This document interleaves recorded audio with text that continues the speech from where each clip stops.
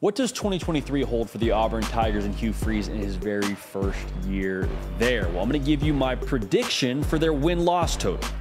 All right, so before we do that, though, let's take an overarching view at what Auburn is looking at right now heading into the 2023 season. And I think the first thing we got to talk about is what Hugh Freeze did through the portal was awesome. Like, he just saw the portal and took what he wanted. They have a top 5 portal class right now, according to us here at On 3. They took 20 transfers. Props to Hugh Freeze.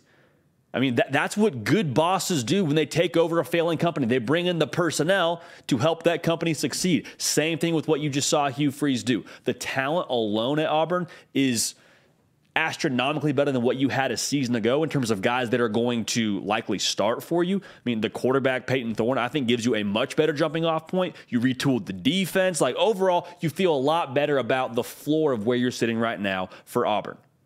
So, with that being said, there are a couple of things that can be true here. One, I think Hugh Freeze and what he brings to Auburn is going to work. He clearly knows how to recruit at the high school level. He clearly knows how to recruit via the transfer portal. He knows the SEC.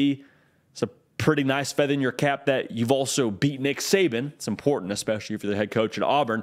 I like where this is going. Now, I also think when you look at Auburn's season, there's a couple of things that give me some hesitation.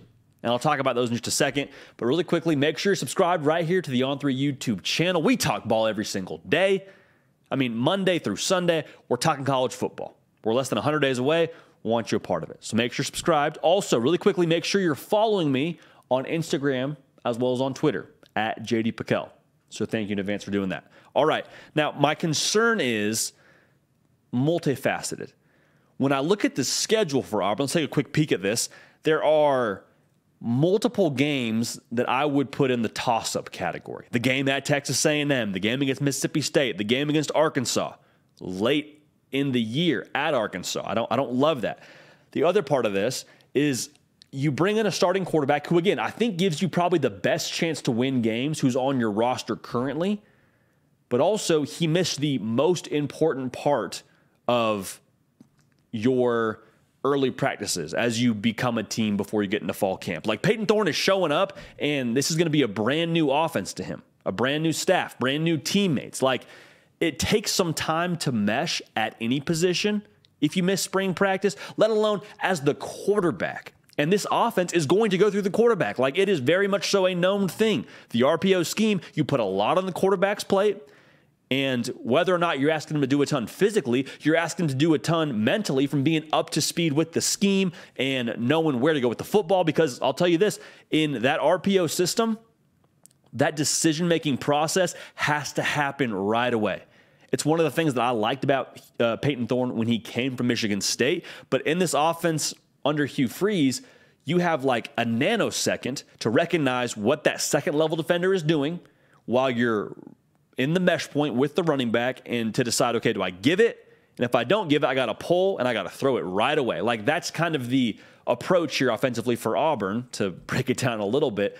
But going back to my original point, there is so much about this offense that is predicated on timing and predicated on being comfortable in the system.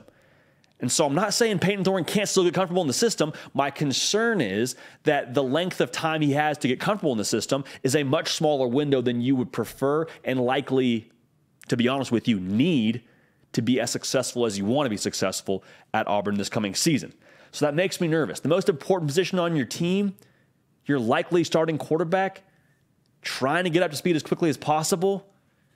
It's very, very difficult across the board on your roster to mesh and do it in the toughest conference in college football. Like, the SEC isn't exactly an easy spot to figure it out.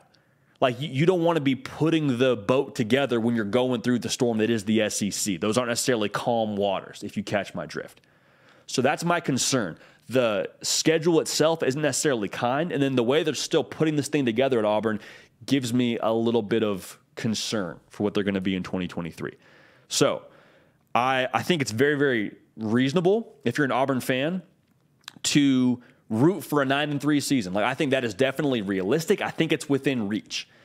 For the reasons I just said, I'm concerned about Auburn, And in year one under Hugh Freeze, I think they'll make a bowl game. I have them at 6-6. Now, that's not going to be popular with the Auburn fan base.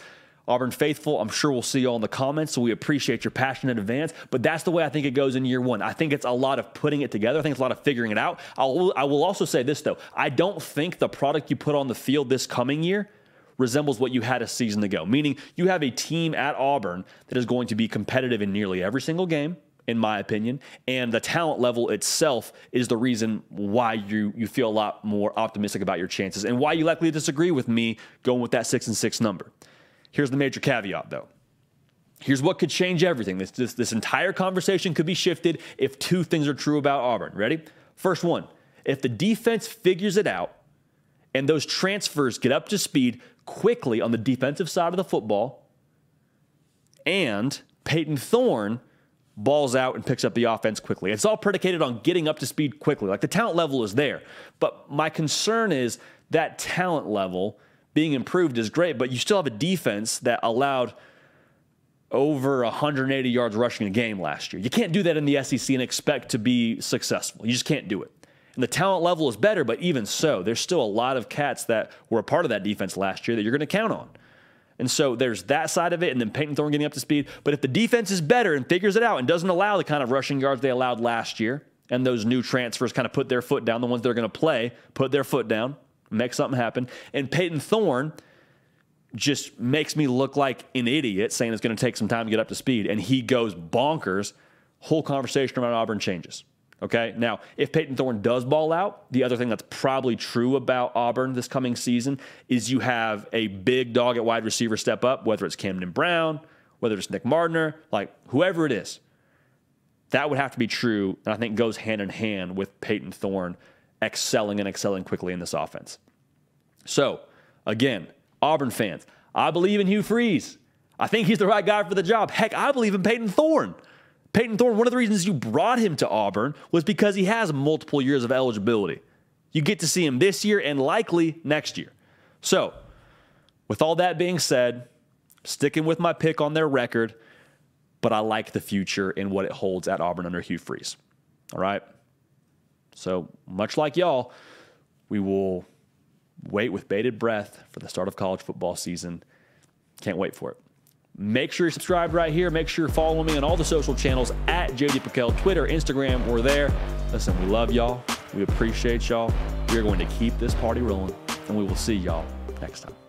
Hey, y'all. Thanks so much for watching. Subscribe to the channel here to make sure you don't miss an episode of The Hard Count. Also, be sure to check out other videos on the On3 YouTube channel.